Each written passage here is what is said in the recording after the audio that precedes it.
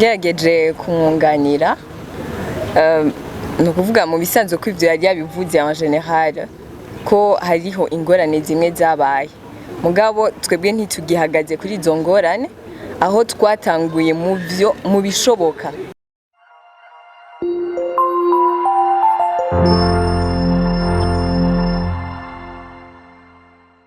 Wala kadashima kuza Black TV mutumbereye hose ko tubakunda bose taka mu Black TV akamwe.com isagato Facebook sanga takibazo na kimwe nimbe kuri mikoro nawo wambo kuri kamera ndi muri Agitega twaje gushigikira Miss batowe muri Miss ngoma canke batowe soge na Agitega aho baje gushira ku mugaragaro projet yabo bise FETRAD Femme Traditionnelle Développée.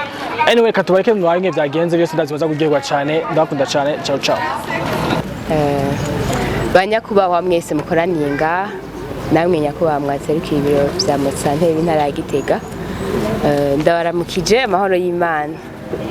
Hama iki ni igice cya kabiri dutanguye benshi iyo bagiye kugira lancement officiel baba bafise uburyo bwo kuba bakoze bonne action ahantu ariko natwe twayikoze kuko twabanje kugira inyigisho twabanje gushikiriza uwo mugambi tuwushikiriza abende b'igihugu abapfasoni ico no kwita population cible twari dukeneye kandi turabashimiye cyane kuba bari hano ni kubganyu nibo twabanje kwigisha nico gice ca mbere twabanje gukora. Rero ubu naho ndukumenyesha umugambi FETRAD uwariwo uwo mugambi icambere muntu ashobora kwiyumvira ati kubera ko umugambi ushikirijwe mu kwa gatatu kandi mu misi yatowe mu 12 mu misi yategereza gutangura gukora ibikorwa mu kwa mbere n'imiburi buri yatevye.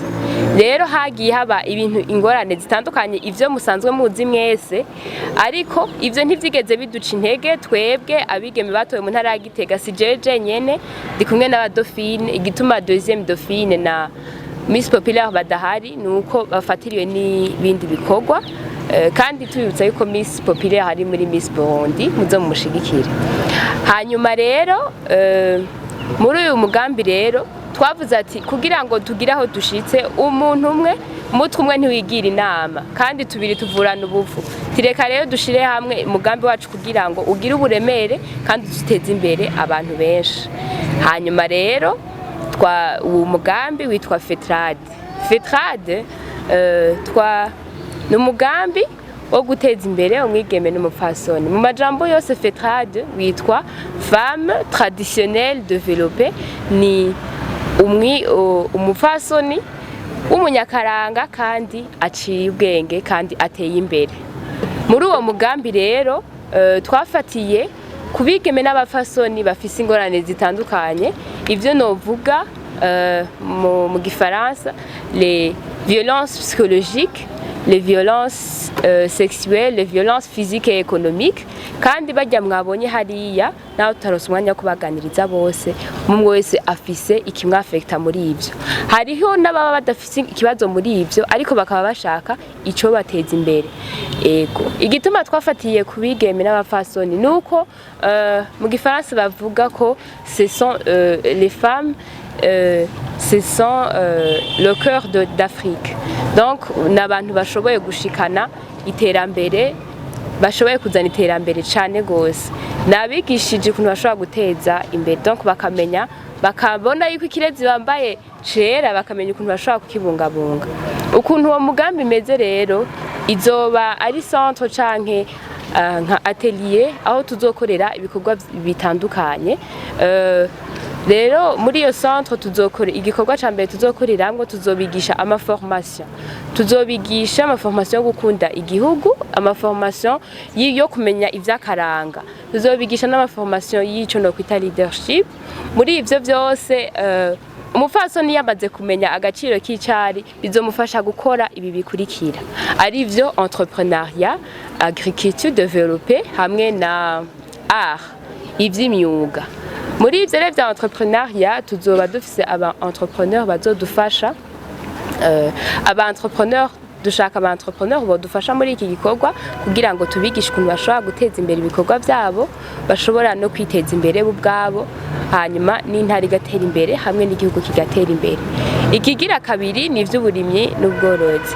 Mu mugambi twari twiyumvire yuko tuzofashwa na Fomiko izodufasha kuronka ifumbire ya kijambere n'imbuto za kijambere kugira ngo nabone bazodufasha, ariko n'undi wese yogira ico aterereye mu vya agriculture na élevage arahawe ikaze.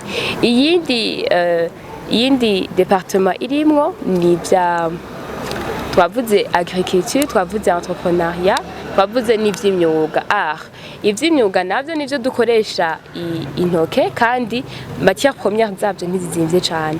Rero umugambi wacu nkuru nuyo, hari ikindi kintu kirimwo mu mugambi wacu nivyo kwigisha abigeme n'abafasoni ivy'ingwara yo mu kigo, kuko benshi iyo ngwara ntayo bazi. Ingwara yo mu kigo abantu benshi ntayo bazi, ariko bayimenye bakamenya n'uburyo bashobora kuyirinda bakabibwira n'abandi, bizotuma iyo ngwara itazoja mu bigeme cyangwa abafasoni bagenzi babo, gutyo ntibibabuze mu bikorwa by'iterambere tuzoba turiko turabigisha canke tuzoba turiko turarangura.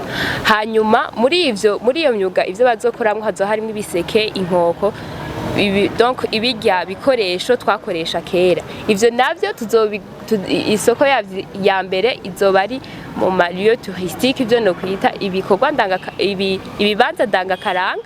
Muri ivyo bibanza ndangakaranga naho tuzoba turiko turateza imbere ico twokwita tourisme, tuzofashanya no guteza imbere cyangwa guhinyanyura canke no kwita élaborer les lieux touristiques.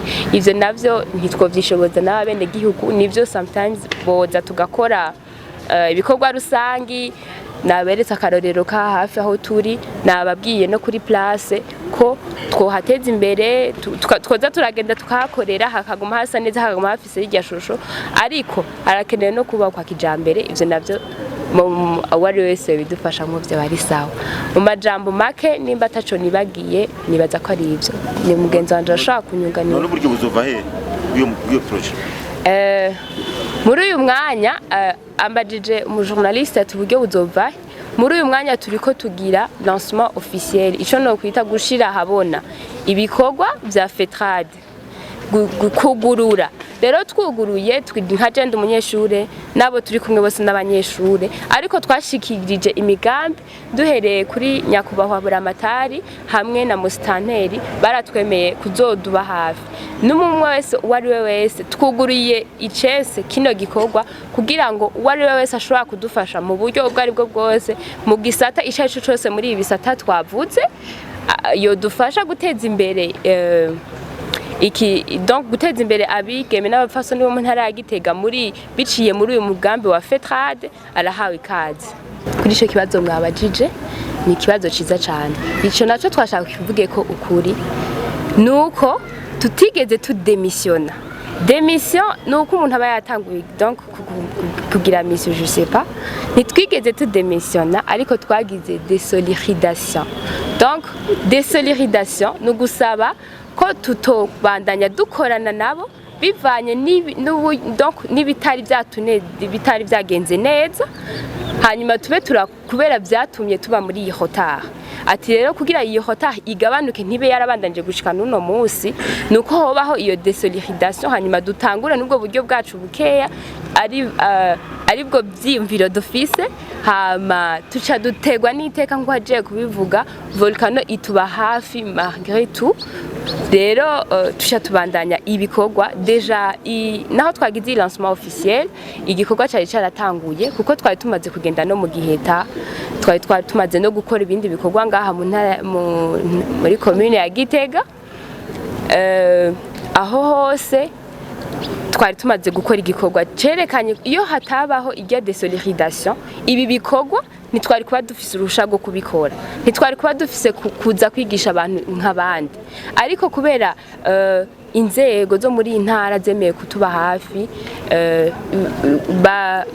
nyakubahwa buramatari hamwe na musitanteri bose bemera kudusutena, nico catumye biduha ingufu zo kubandanya dukora igikorwa. Twirengagiza ibindi vyose turabandanya, ariko ikintu gikuru bomenya nuko tutagize démission, ariko twagize désolidarisation. Hariho ibintu